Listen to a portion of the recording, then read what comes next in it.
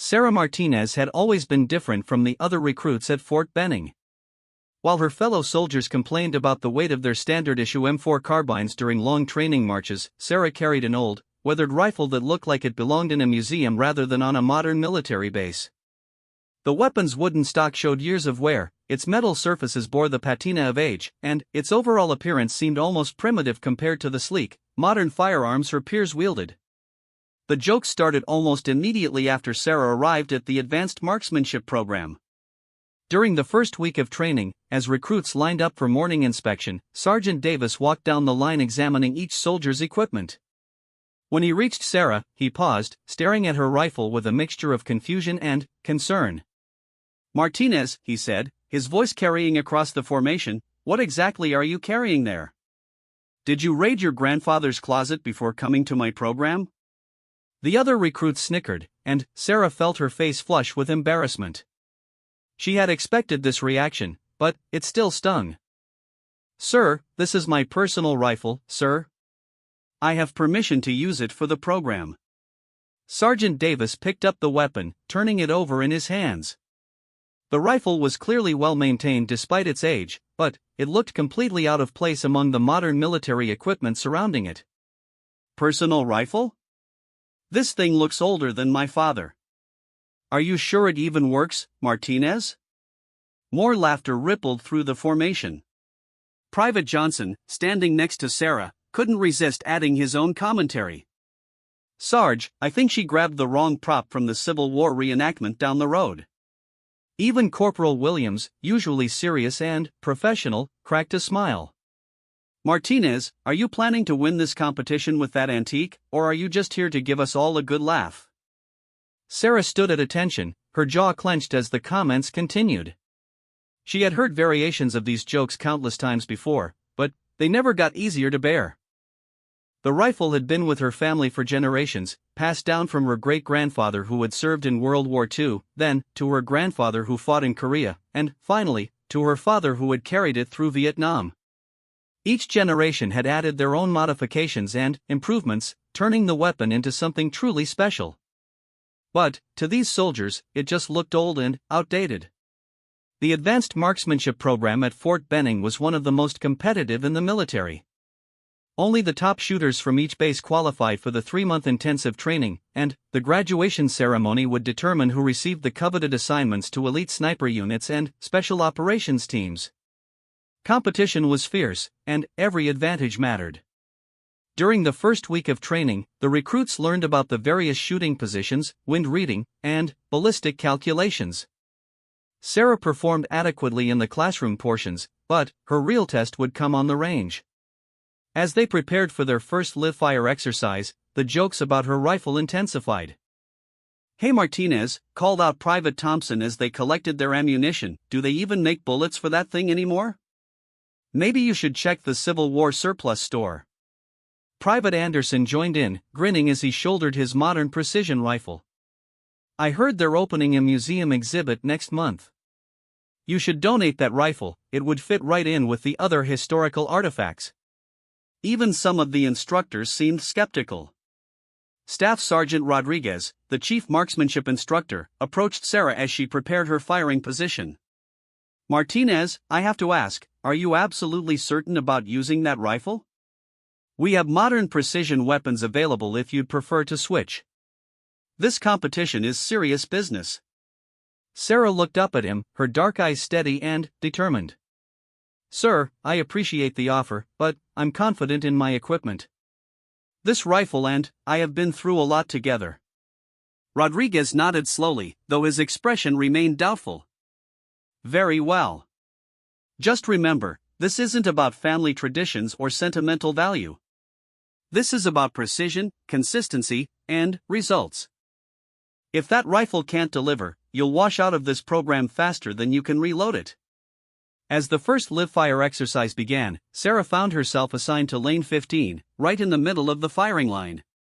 To her left was Private Chen, carrying a state-of-the-art precision rifle with every modern accessory imaginable: adjustable stock, precision scope, bipod, and muzzle brake. To her right was Corporal Jackson, whose rifle boasted similar high-tech features. The first course of fire was relatively simple: 10 shots at 300 yards, prone position, with plenty of time to aim and fire. As the other shooters settled into their positions with their modern equipment, Sarah methodically prepared her old rifle. She adjusted the simple iron sights, checked the action one final time, and settled into a comfortable shooting position. "Shooters, load and make ready," came the command from the range tower. Sarah inserted a 5-round clip into her rifle, the metal clicking softly against the receiver.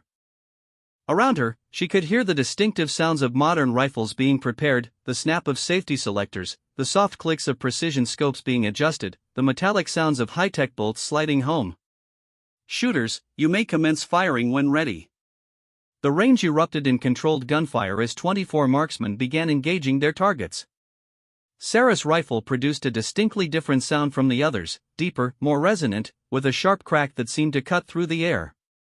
While her fellow competitors fired rapidly, taking advantage of their semi-automatic capabilities, Sarah took her time with each shot, working the bolt action methodically between rounds. Chen finished his string of fire first, followed quickly by Jackson and most of the other shooters. Sarah was among the last to complete her 10 shots, her deliberate pace making some of the other recruits exchange knowing glances. "Probably couldn't keep up with that old bolt action," whispered Private Miller to his neighbor. When the targets were scored, however, the results surprised everyone. While most shooters had achieved respectable groups of 3 to 4 inches at 300 yards, Sarah's target showed all 10 shots clustered within a 1.5-inch group, with 7 of them touching in the center. Staff Sergeant Rodriguez examined her target with raised eyebrows. "Not bad, Martinez. Not bad at all." But the jokes continued.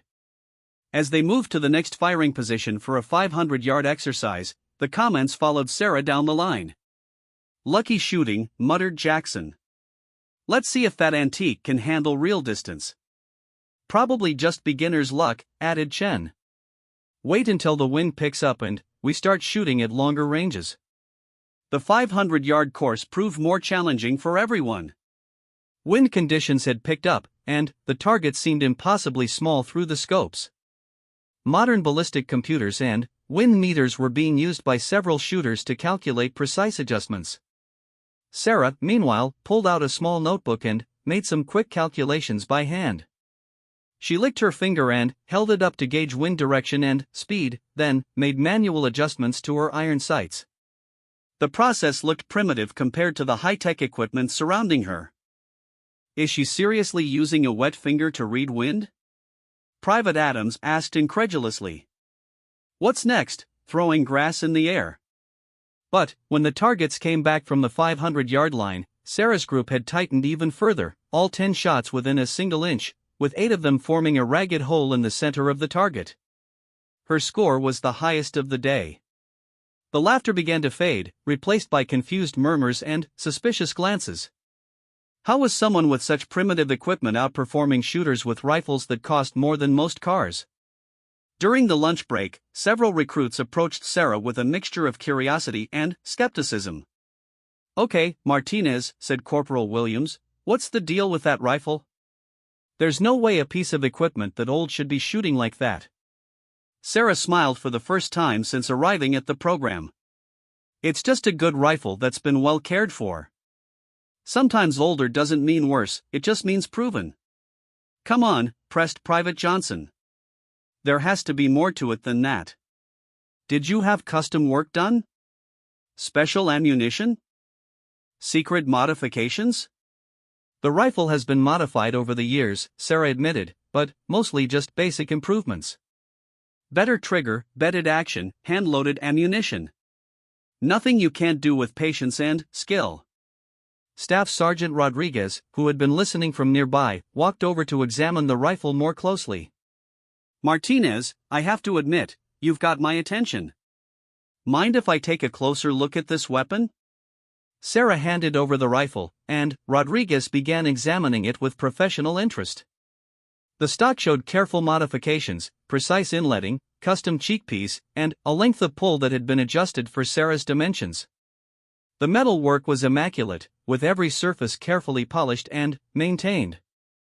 The barrel, while not modern, showed signs of expert care and possible recrowning. "This is actually quite impressive work," Rodriguez said slowly. "Whoever did these modifications knew what they were doing. The trigger feels like it breaks at about 2 pounds, clean and crisp. The action cycles smoothly, and the barrel crown is perfect." He handed the rifle back to Sarah with newfound respect. "I apologize for my earlier skepticism, Martinez. This is clearly a serious precision instrument, regardless of its age." As the afternoon training continued with shooting positions and advanced techniques, Sarah continued to excel.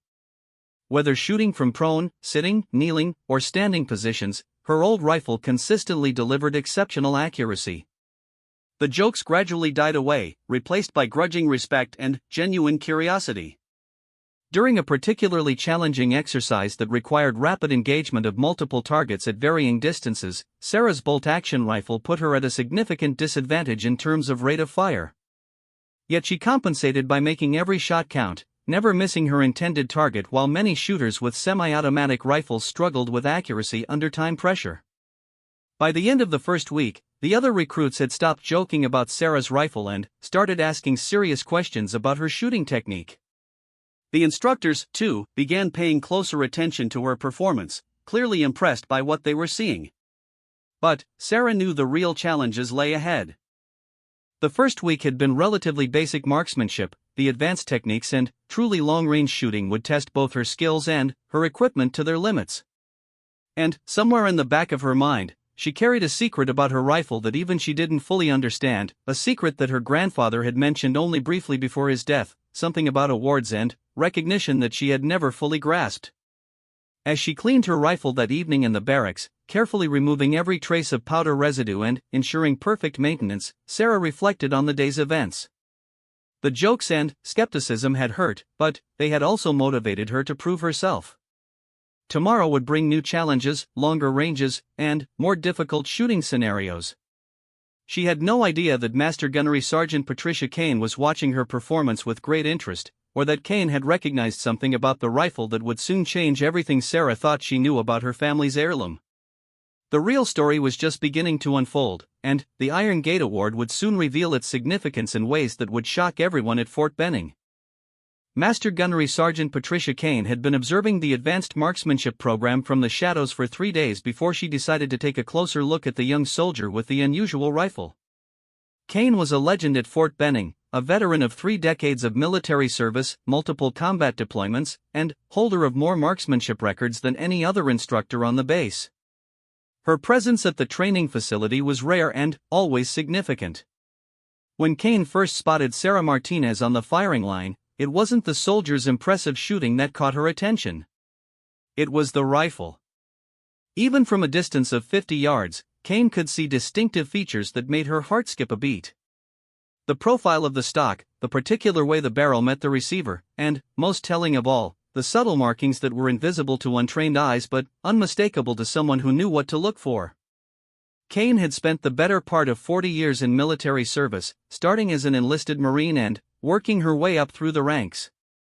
She had seen thousands of rifles, worked with dozens of custom gunsmiths, and handled some of the finest precision weapons ever created. But she had only seen one rifle that matched the characteristics of the weapon Sarah Martinez was carrying, and that rifle was supposed to be lost to history. On Thursday morning of the second week, Kane decided to introduce herself. She waited until the morning firing exercise was complete and approached Sarah as the young soldier was cleaning her rifle at the maintenance station. "Private Martinez," Kane said, her voice carrying the authority of decades in uniform. Sarah looked up, immediately recognizing the significance of the woman standing before her. Master Gunnery Sergeant Kane was famous throughout the military marksmanship community. Her reputation preceded her wherever precision shooting was discussed. "Master Gunnery Sergeant Kane," Sarah said, coming to attention. "It's an honor to meet you, ma'am." Kane waved her hand dismissively. "At ease, Private. I'm here because I'm curious about your rifle. Mind if I take a look?"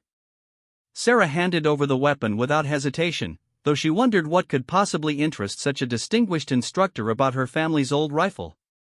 Kane accepted the weapon with practiced hands, immediately noting its perfect balance and the way it seemed to fit naturally into a shooting position. But it was what Kane saw when she examined the rifle closely that made her breath catch in her throat. There, carefully engraved in tiny script along the barrel, were markings that confirmed her suspicions. The serial number, the proof marks, and, most importantly, a small symbol that looked like an ornate gate with iron bars. "Private Martinez," Kane said carefully, "where exactly did you acquire this rifle?" "It belonged to my grandfather, ma'am," Sarah replied. "Before that, it was my great-grandfather's service rifle in World War II. It's been in our family for 3 generations." Kane continued examining the weapon, her experienced eyes taking in details that would be meaningless to most people. The barrel had been expertly recrowned, the action had been meticulously blueprint, and the stock showed the kind of custom work that only master craftsmen could achieve. But these modifications had been done decades ago, based on the wear patterns and aging of the work. "Your grandfather, was he by any chance Master Sergeant Miguel Martinez, 2nd Marine Division?" Sarah's eyes widened in surprise. "Yes, ma'am." "How did you know that?" Kane carefully handed the rifle back to Sarah, her expression serious. "Because, Private Martinez, I believe your rifle has a history that you may not be fully aware of. Would you mind if I made some inquiries? There are some records I need to check, and some people I need to contact." "Of course, ma'am," Sarah replied, though she was completely puzzled by Kane's interest. Over the next 2 days, Kane made a series of phone calls to archives, museums, and military historians. She contacted the Marine Corps Historical Division, spoke with retired officers who had served in Korea and Vietnam, and even reached out to international military organizations. Each conversation confirmed what she had suspected from the moment she first examined Sarah's rifle. Meanwhile, Sarah continued to excel in the advanced marksmanship program. The second week brought more challenging scenarios: shooting in adverse weather conditions, engagement of targets at extended ranges up to 1,000 yards, and complex tactical scenarios that tested both marksmanship skills and decision-making under pressure. During a particularly difficult exercise on Friday morning, shooters were required to engage targets at 800 yards while dealing with gusty crosswinds and changing light conditions. Most of the competitors struggled with the challenging conditions, their modern rifles' sophisticated scopes and adjustment systems proving difficult to manage in the rapidly changing environment. Sarah, working with her simple iron sights and manual calculations, seemed to thrive in the challenging conditions. She engaged each target methodically, making precise adjustments based on wind flags and visual cues that her fellow competitors were unable to process quickly enough with their complex equipment. Corporal Jackson, shooting from the lane next to Sarah, watched in amazement as she consistently hit targets that he was struggling to even locate through his high-powered scope. "Martinez," he said during a brief ceasefire, "I don't understand how you're doing this. My scope is so powerful I can see the individual scoring rings on the target, but I can't hit anything consistently." Sarah smiled, adjusting her iron sights for the next target. "Sometimes simpler is better, Jackson. Iron sights don't fog up, they don't lose their zero if you bump them, and they force you to really understand the fundamentals of marksmanship. When you rely too much on technology, you can lose touch with the basics." Private Chen, who had been struggling with his electronic ballistic computer, overheard the conversation. "But how do you calculate all the adjustments without a computer? The wind speed, the temperature, the barometric pressure, there are dozens of variables to consider." "Experience and practice," Sarah replied. "My grandfather taught me to read conditions the old-fashioned way. You learn to feel the wind, to see how it affects the grass and the mirage, to understand how atmospheric conditions change throughout the day. It takes longer to learn, but once you understand it, you never forget it." Staff Sergeant Rodriguez had been watching Sarah's performance with growing amazement. Her consistency was remarkable, not just her accuracy, but her ability to maintain that accuracy under increasingly difficult conditions. During a debrief session after Friday's exercises, he approached her with questions. "Martinez, I've been teaching marksmanship for 15 years, and I've never seen anything quite like what you're doing with that rifle. Your groups at 800 yards are tighter than most shooters achieve at 300 yards. How long have you been shooting?"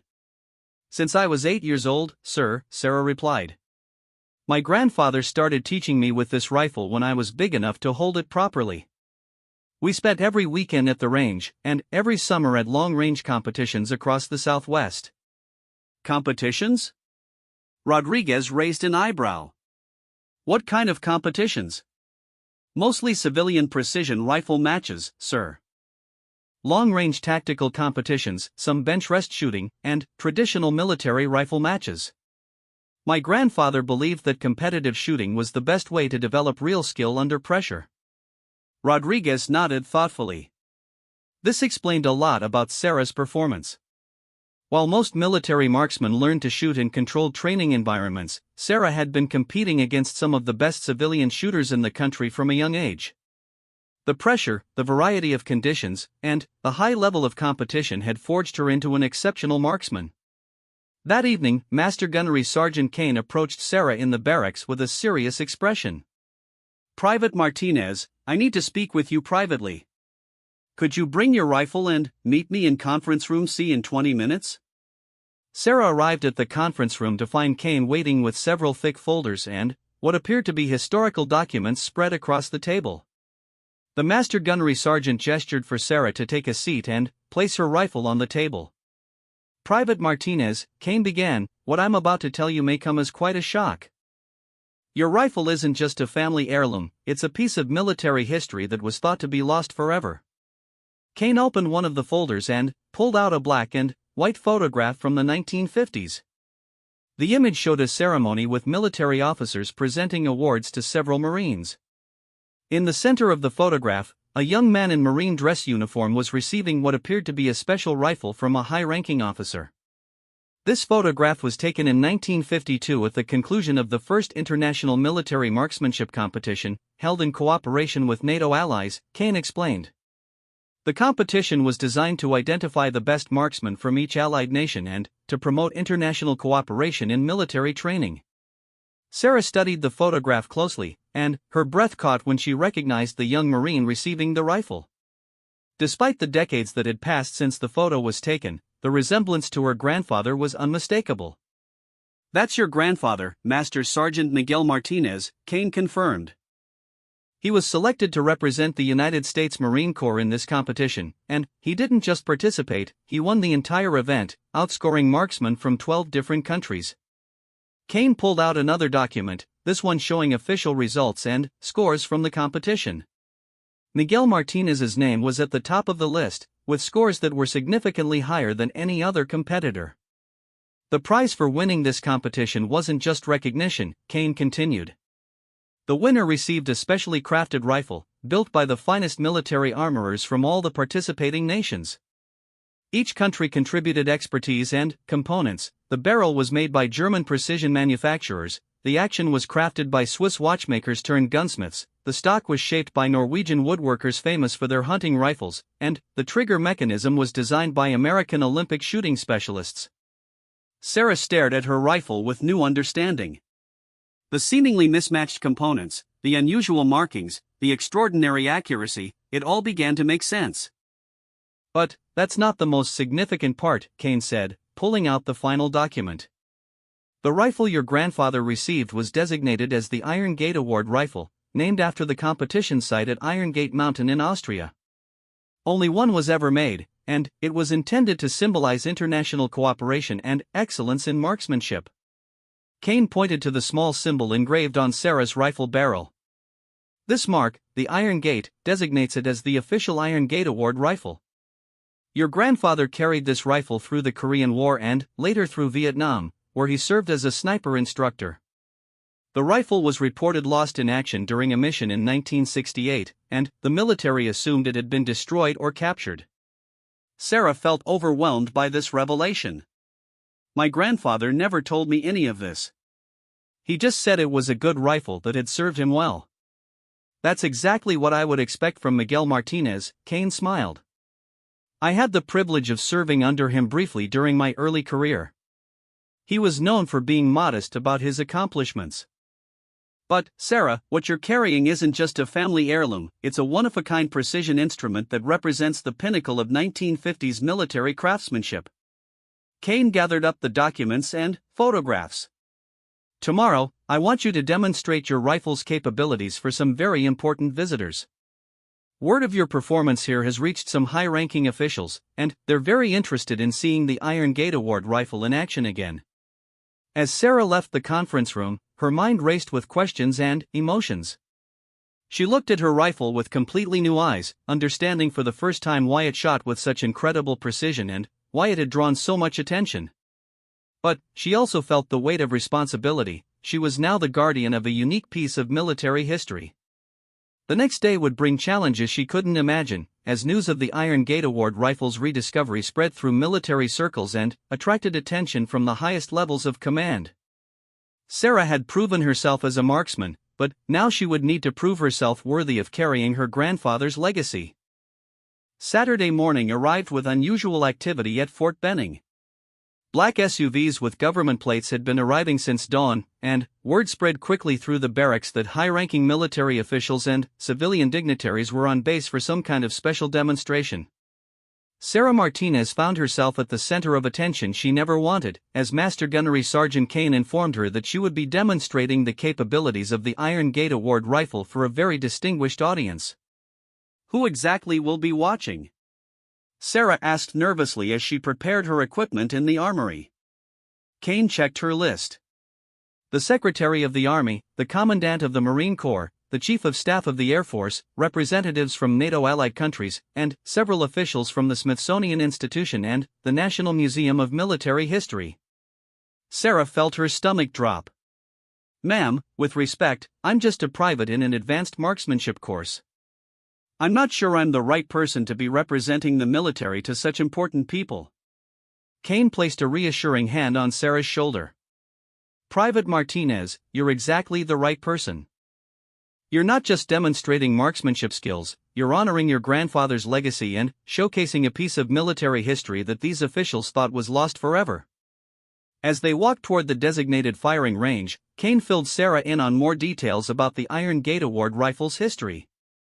After your grandfather was reported killed in action in 1968, the rifle was listed as lost. The military assumed it had been destroyed or fallen into enemy hands. There were actually efforts to create a replica for museum display, but the original specifications had been scattered across multiple countries and were impossible to fully reconstruct. "How did my grandfather survive if he was reported killed?" Sarah asked. "According to the classified reports I was able to access, your grandfather was on a deep reconnaissance mission when his unit was overrun. He was presumed dead, but actually spent 6 months evading capture and making his way back to friendly lines. By the time he returned, the paperwork had already been processed and the rifle officially listed as lost. Your grandfather chose not to correct the record, preferring to let the military believe the rifle was gone rather than risk having it confiscated for museum display. They arrived at Range 7, which had been cleared of all other activities for the demonstration. A reviewing stand had been constructed overnight, complete with weather protection and seating for approximately 30 officials. Television cameras were being set up by military public affairs specialists, and Sarah realized that this demonstration would likely be recorded for historical archives. Colonel Harrison, the base commander, approached Sarah and Kane as they prepared for the demonstration. "Private Martinez, I want you to understand the significance of today's events. The rediscovery of the Iron Gate Award rifle has implications beyond just military history. This rifle represents international cooperation and excellence in marksmanship that could serve as a powerful symbol for current NATO training initiatives." Sarah nodded, though she felt the pressure mounting. "Sir, I'll do my best to honor my grandfather's memory and represent the military professionally." "I have complete confidence in you," Colonel Harrison replied. "Master Gunnery Sergeant Kane has briefed me on your performance throughout this program, and your scores speak for themselves." As the officials began taking their seats in the reviewing stand, Sarah noticed several international military officers among the group. Kane pointed them out as they prepared for the demonstration. "The gentleman in the blue uniform is General Moeller from the German Army. Germany contributed the barrel technology for your rifle. The woman in the dark green uniform is Colonel Larsen from Norway. Her country provided the woodworking expertise for the stock. The officer in the burgundy beret is Major General Dubois from France, representing NATO Training Command.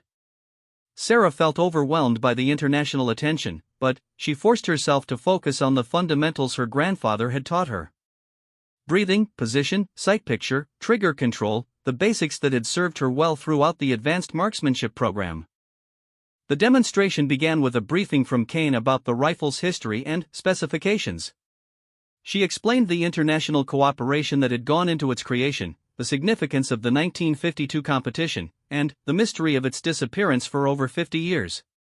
The officials listened intently, many taking notes and asking detailed questions about the rifle's construction and capabilities. The rifle Private Martinez will be demonstrating today, Kane announced, represents the pinnacle of 1950s precision rifle technology. While modern rifles may incorporate advanced materials and manufacturing techniques, the fundamental design principles embodied in this weapon remain valid today. Sarah was then called forward to begin the actual shooting demonstration. The course of fire had been carefully designed to showcase the rifle's capabilities across a range of distances and conditions. She would start with precision shooting at 300 yards, progress to 600 yards with wind challenges, and conclude with long-range shooting at 1,000 yards. At the 300-yard line, Sarah settled into a prone position and began her preparations. The officials watched through spotting scopes and binoculars as she methodically adjusted her iron sights and calculated wind conditions. Unlike the modern rifles used by other competitors in the program, the Iron Gate Award rifle required manual calculations and adjustments for every shot. "Ladies and gentlemen," Kane announced through a microphone, "Private Martinez is now preparing to engage targets at 300 yards using only iron sights and manual calculations. She will fire 10 shots for group size, demonstrating the precision capabilities of this historic weapon." Sarah's first shot rang out across the range, the distinctive sound of the Iron Gate rifle different from modern weapons. Through the spotting scopes, officials could see the bullet strike exactly in the center of the target. 9 more shots followed in steady succession, each one placed with deliberate precision. When the target was retrieved and displayed, gasps could be heard from the reviewing stand. All 10 shots had been placed within a group measuring less than 1 inch, with 7 shots forming a single ragged hole in the dead center of the target. General Mueller leaned forward in his seat, speaking in accented English. "This is extraordinary shooting. I have seen modern precision rifles struggle to achieve such groups at this distance." Colonel Larson nodded in agreement. "The consistency is remarkable. This demonstrates that the fundamental design principles we contributed in 1952 remain sound even by today's standards." The demonstration continued with the 600-yard course of fire. Range flags indicated gusty crosswinds that were challenging even experienced marksmen. Sarah spent several minutes reading the wind conditions, making notes in her shooting log, and calculating the necessary adjustments. At this distance, Kane explained to the officials, wind becomes a critical factor. Private Martinez must judge wind speed and direction across the entire 600-yard range and adjust her point of aim accordingly. Modern rifles often use electronic wind meters and ballistic computers, but she is relying entirely on visual indicators and manual calculations. Sarah's shooting at 600 yards proved even more impressive than her 300-yard performance. Despite the challenging wind conditions, she managed to place all 10 shots within a 1.5-inch group, with most shots clustering in the center of the target. Several officials exchanged amazed glances, clearly not expecting such precision from a rifle built in the 1950s. Secretary of the Army Jennifer Walsh spoke quietly to an aide, who immediately began taking notes. "I want a full technical analysis of that rifle's capabilities. If 1950s technology can achieve this level of precision, we need to understand what lessons we can apply to current rifle development programs." The final phase of the demonstration was the most challenging, 1,000-yard shooting in variable wind conditions. At this extreme range, even the smallest error in calculation or technique would result in complete misses. Many modern precision rifles struggled at this distance, requiring sophisticated scopes and ballistic computers to achieve hits. Sarah prepared for the long-range shooting with even more care than she had shown at shorter distances. She spent nearly 15 minutes studying the range, taking notes on wind conditions at various points, and making complex calculations in her shooting log. The officials watched with growing respect as she demonstrated the methodical approach that her grandfather had taught her. The difficulty of 1,000-yard shooting cannot be overstated, Kane announced. At this distance, a 1-mile-per-hour error in wind calculation can result in a miss by several feet. Atmospheric conditions, temperature, humidity, and even the rotation of the Earth become factors that must be considered. Sarah's first shot at 1,000 yards struck the target just outside the center ring, a remarkable achievement given the distance and conditions. She made a small adjustment to her sight picture and fired again, this shot striking dead center. 8 more shots followed, each one demonstrating the extraordinary precision of both the rifle and the marksman. When the final target was retrieved, it showed a group that measured less than 4 inches at 1,000 yards, precision that would be considered excellent even with modern equipment. The officials in the reviewing stand erupted in spontaneous applause, clearly amazed by what they had witnessed. Commandant of the Marine Corps General Patricia Roberts stood and approached Sarah as she completed the demonstration.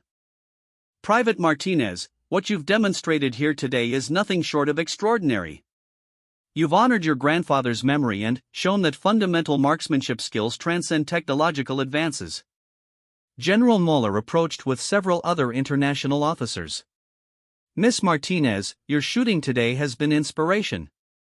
In Germany, we have saying, der Schütze macht die Waffe, nicht die Waffe den Schützen, the marksman makes the weapon, not the weapon the marksman.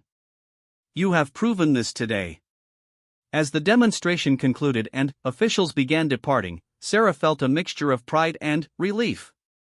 She had successfully honored her grandfather's memory and demonstrated the capabilities of the Iron Gate Award rifle to the highest levels of military leadership. But she also sensed that this demonstration was just the beginning of something much larger. Kane approached her as she was cleaning the rifle.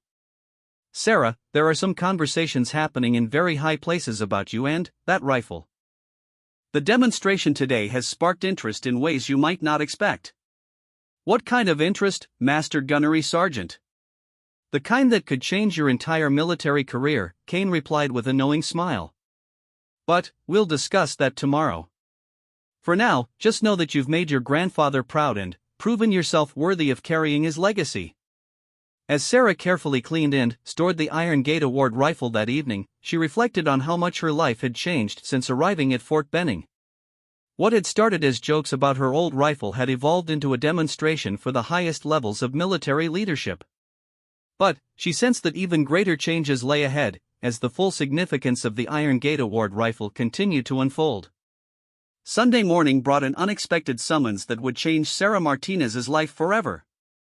She was called to base headquarters at 0600 hours, where she found herself face-to-face with Colonel Harrison, Master Gunnery Sergeant Kane, and a civilian she didn't recognize, a woman in an expensive suit who carried herself with obvious authority. "Private Martinez," Colonel Harrison began, "I'd like you to meet Dr. Elizabeth Morgan from the Department of Defense Advanced Research Projects Division. She flew in from Washington specifically to speak with you." Dr. Morgan stepped forward with a firm handshake. "Private Martinez, yesterday's demonstration has generated considerable interest at the highest levels of government. Your performance with the Iron Gate Award rifle has raised questions that go far beyond historical curiosity." Sarah remained at attention, unsure of where this conversation was heading. "Ma'am, I'm honored by the attention, but I was just doing what my grandfather taught me." "That's exactly what makes this so interesting," Dr. Morgan replied. "The techniques you demonstrated yesterday, the manual wind reading, the mathematical calculations, the methodical approach to precision shooting, represent skills that are becoming increasingly rare in an age of technological dependence." Kane gestured for Sarah to take a seat at the conference table. "Sarah, what Dr. Morgan is about to discuss with you relates to national security implications that extend far beyond marksmanship training." Dr. Morgan opened a briefcase and pulled out several classified folders. "Private Martinez, I need to ask you some questions about your training and your capabilities. Everything we discuss from this point forward is classified at the secret level. Do you understand?" "Yes, ma'am," Sarah replied, though her mind was racing with questions. "First, tell me about your grandfather's training methods. How exactly did he teach you to shoot with such precision?" Sarah spent the next hour describing her grandfather's approach to marksmanship training. Miguel Martinez had emphasized understanding over technology, teaching Sarah to read environmental conditions through observation rather than instruments.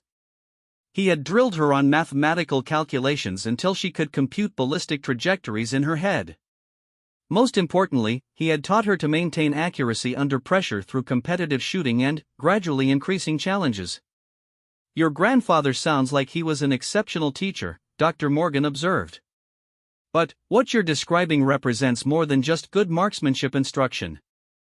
The cognitive skills required for what you demonstrated yesterday, rapid environmental assessment, complex mathematical calculation under pressure, precise motor control combined with mental focus, these are exactly the capabilities we've been trying to develop for advanced military applications." Colonel Harrison leaned forward. "Dr. Morgan's division has been working on programs to enhance human performance in high-stress tactical situations. What you demonstrated yesterday suggests that your grandfather's training methods may have achieved results that we've been trying to replicate with advanced technology." Dr. Morgan pulled out several photographs showing modern military equipment. "We've spent millions of dollars developing electronic systems to help snipers calculate wind speed, atmospheric conditions, and ballistic trajectories. But these systems have weaknesses, they can malfunction, they require power sources, and they can be detected by enemy surveillance." She pointed to another set of photographs showing soldiers using various technological aids. "What your performance demonstrated is that properly trained human beings can achieve equal or superior results using only their natural capabilities enhanced by excellent training. From a national security perspective, this has enormous implications." Sarah began to understand where the conversation was heading. "You want to study my grandfather's training methods?" "More than that," Dr. Morgan replied. "We want you to help us develop a new training program based on those methods. But first, we need to verify the full scope of your capabilities." Kane pulled out a folder containing test results and performance evaluations. "Sarah, your scores throughout the advanced marksmanship program have been exceptional, but we want to test your abilities under more challenging conditions. Would you be willing to participate in some specialized evaluations?" Over the next week, Sarah found herself subjected to a battery of tests that went far beyond anything she had experienced in military training. She was tested under extreme stress conditions, in complete darkness using only night vision, and in scenarios that required rapid decision-making combined with precision shooting. The results were extraordinary. Sarah consistently demonstrated abilities that military researchers had previously thought impossible without technological assistance. She could accurately estimate range to targets up to 1,200 yards with only visual reference. She could calculate wind effects across complex terrain in seconds. Most remarkably, she maintained precision shooting capabilities even under severe psychological stress and physical fatigue. Dr. Morgan reviewed the test results with obvious excitement. "Private Martinez, what you've demonstrated over the past week represents capabilities that we've been trying to achieve through technology and pharmaceutical enhancement. Your grandfather's training methods produced results that exceed our most optimistic projections for human performance." But the most significant revelation came when Dr. Morgan arranged for Sarah to meet with Dr. James Chen, a neuroscientist from Johns Hopkins University who had been studying the cognitive aspects of expert performance. Dr. Chen conducted brain scans while Sarah performed various marksmanship tasks, and the results amazed him. "Sarah's brain shows patterns of activity that I've only seen in individuals with decades of specialized training. But more interesting is how efficiently her brain processes complex information. She's literally thinking faster and more accurately than most people can with computer assistance. The neural pathways developed through her grandfather's training methods have created cognitive capabilities that are off the charts," Dr. Chen explained to the assembled officials. "This isn't just about shooting, it's about enhanced human performance across multiple domains." These revelations led to the most important conversation of Sarah's military career. Dr. Morgan approached her with an offer that would change everything. "Private Martinez, based on your demonstrated capabilities and the potential applications of your grandfather's training methods, I'm authorized to offer you immediate promotion to sergeant and assignment to a classified research program." You would work with our top scientists and trainers to develop new human performance enhancement protocols based on your grandfather's methods. Sarah felt overwhelmed by the scope of what was being offered. Ma'am, I appreciate the opportunity, but I'm concerned about one thing. My grandfather never sought recognition for his achievements. Would this program honor his preference for privacy while still benefiting from his methods? Dr. Morgan smiled. That's exactly the kind of thoughtful response we hope to hear. The program would be classified, and your grandfather's identity would be protected. We're not interested in publicity, we're interested in results. Kane added her own perspective. Sarah, this is an opportunity to serve your country in a way that few people ever get the chance to do. Your grandfather's training methods could help save lives and protect national security for decades to come. The final piece of the puzzle came when Dr. Morgan revealed the full scope of the research program.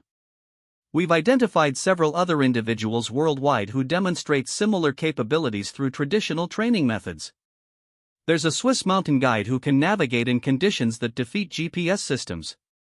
A Japanese archer who demonstrates precision that exceeds mechanical systems.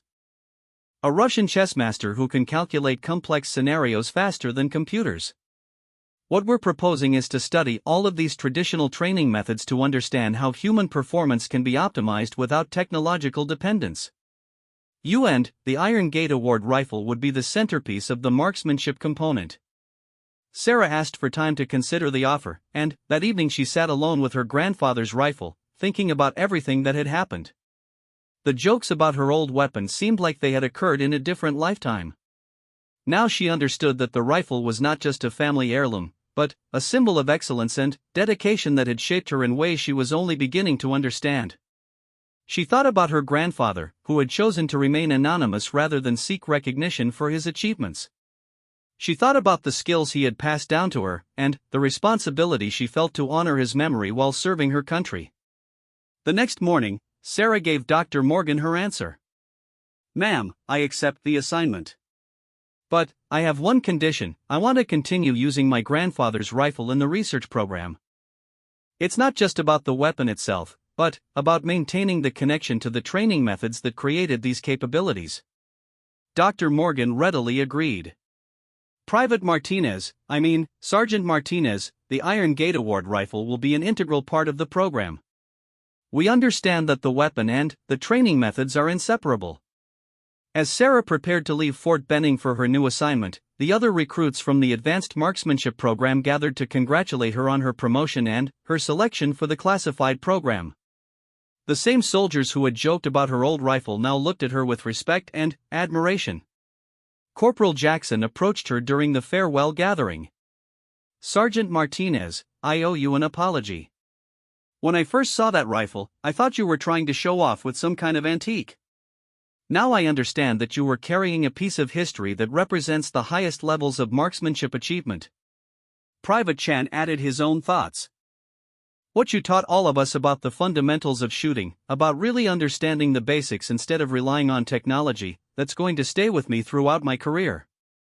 Master Gunnery Sergeant Kane had the final word as Sarah prepared to depart. "Sarah, your grandfather would be proud of what you've accomplished here. You've honored his memory, proven yourself worthy of carrying his legacy, and demonstrated that excellence transcends technological advancement." As Sarah packed the Iron Gate Award rifle for transport to her new assignment, she reflected on the incredible journey that had brought her to this point. What had started as jokes about an old rifle had led to the rediscovery of a piece of military history, recognition at the highest levels of government, and an opportunity to serve her country in ways she had never imagined. But, most importantly, she had learned the true value of her grandfather's legacy. The Iron Gate Award rifle was more than just a precision weapon, it was a symbol of dedication, excellence, and the timeless value of fundamental skills. As she carried it forward into her new role, Sarah knew she was not just honoring her grandfather's memory, but continuing a tradition of excellence that would benefit future generations of military personnel. The laughter and jokes about her old rifle had given way to recognition and respect, but Sarah understood that the real victory was not in proving others wrong. The real victory was in carrying forward the values and skills that her grandfather had passed down to her, and in using those gifts to serve something greater than herself.